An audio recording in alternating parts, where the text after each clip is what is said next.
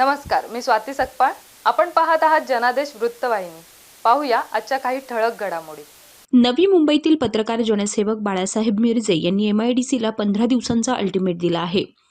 काही महिन्यांपूर्वी वाशीतील तुंगा हॉटेल येथे घेण्यात आलेल्या पत्रकार परिषद मिरजे यांनी राज्याचे वनमंत्री गणेश नाईक आणि माजी आमदार संदीप नाईक यांच्या ताब्यातील खैरणे MIDC औद्योगिक क्षेत्रात असलेल्या भूखंड क्रमांक A14, A15 आणि A16चा नियमबाह्य पद्धतीनं वापर होत असल्याचं सांगत शासनाचा करोडो रुपयांचा महसूल बुडवला असल्याचा आरोप करत सदर भूखंडाची स्थळ पाहणी करून ते भूखंड MIDCने ताब्यात घ्यावे अशी मागणी केली होती. आणि याच पार्श्वभूमीवर मिरजे यांनी आज महापे MIDC कार्यालयास पुन्हा एकदा निवेदन देऊन सदर भूखंडाची स्थळ पाहणी करण्याकरिता MIDCला 15 दिवसांचा अल्टिमेट दिलाय. खैरणे MIDCमध्ये भूखंड क्रमांक 14, A14, भूखंड क्रमांक A15 आणि भूखंड क्रमांक A16 या संदर्भात मी नोव्हेंबर महिन्यापासून या प्रादेशिक कार्यालयाला अनेक वेळा तक्रार अर्ज दिला, परंतु इथं कोणतीही कारवाई होत नाही. म्हणून त्यांना आज एक पुन्हा निवेदन दिलेले आहे की लवकरात लवकर स्थळ पाहणी करा आणि जे भूखंडधारक नियमबाह्य पद्धतीने काम करत आहे त्यांच्यावरती कारवाई करा.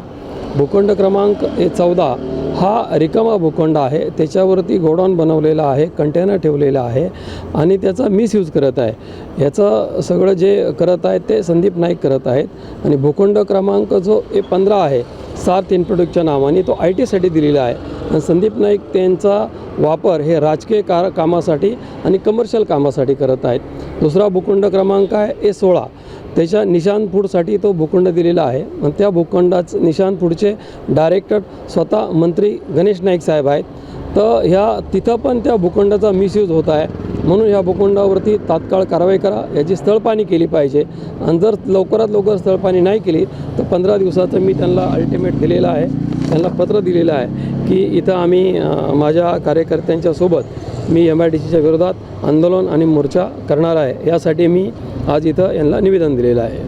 कॅमेरामन इक्बाल शेखसह पल्लवी केदार, जनादेश वृत्तवाहिनीकरिता.